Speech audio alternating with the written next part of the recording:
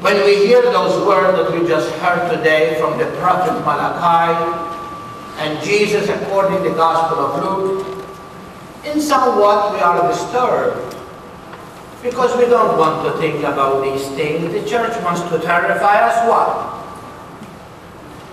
My dear people, these are not things to terrify you, but it's a time of rejoicing. Why?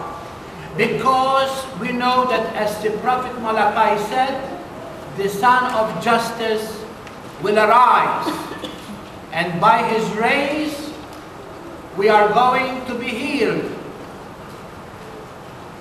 And that's very important.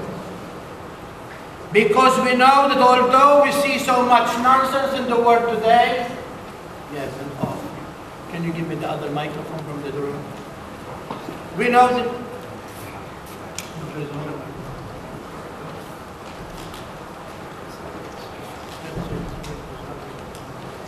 we continue because the devil has no milk. He knows how to make cheese sticks. But the only thing is this, that we know that the Son of Justice will arise. And that Son of Justice will bring us justice with him. How many times in front of the situation of the world, we become very displeased and sometimes discouraged. How in the world these people, they have no God whatsoever. They have no God whatsoever. And they are so blessed with jobs, with things that they have, and here we are trying to do the best we can, and we are really having too hard, are going through a very hard time. My dear people, because that's life. The more you do evil in this world, the more you are applause. The more you love God, the more they look down on you like somebody who has 10 heads. And I'm not going to speak about those people who are far away. Look at your own children. Some of them, they don't even go to church. They told me, according to the, there was something that what they were said to the parents of our confraternity, that there is no need for church. We don't feel guilty if we don't go to church on Sunday, because after all, and they have their own reason. My dear people, I like to meditate on those words of Jesus, that he said that you must witness me. You must give testimony of me till the end of time. And that testimony is not in Africa, in Brazil, but at home. You continue to live what you know is good. Abide with what is good and stay away from those things that are evil in the sight of God and humanity. Oh, how much we open our mouths and really have a lot to say when we heard the news of raping, stealing, and killing, because we see them so horrible. But what do you expect where there is no God? Do you expect compassion and love? Do you expect people are going to fall over people with compassion? When God is not part of our lives, we become less than animals. We save the whales, but we kill the babies in the womb. Is that something that... Dear people, I like to concentrate on those words of St. Paul today, and then I turn to you for your parenthood, established for your enrollment for the First Communion and First Chant.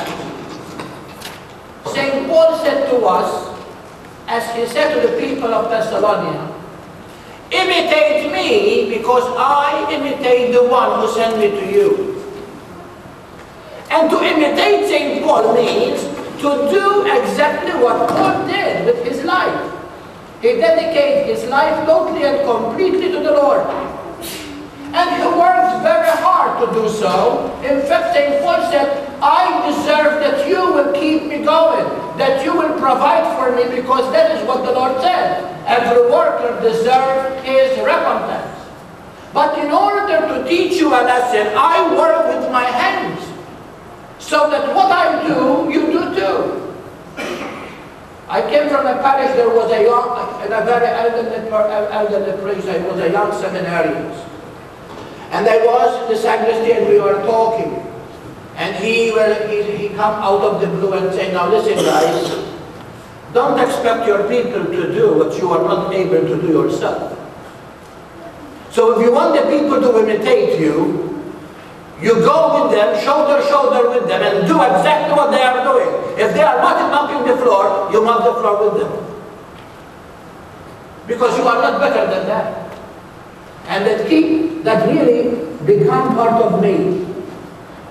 Because we cannot tell people to do when we are not moving things to be.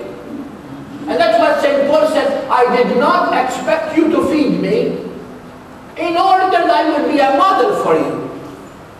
But I am hearing that some of you, because you are hearing that the coming of Christ is imminent, you are stopped working.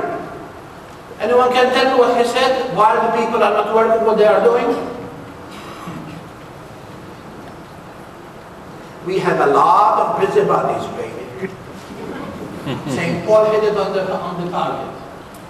When you either yourself, when you have nothing to do, either you feel sorry for yourself or begin to pull apart other people. And you have plenty of that. Do you believe or not? Because that is life. And that's why we need to be occupied. That's why we don't give to laziness. Some people say, what do you want me to do? And they sit from morning to night watching television. What a waste of energy. What a waste of time. God gave you the time and gave you the energy to make Him known, and here you are, watching the tube, which makes you sick every time you look at that.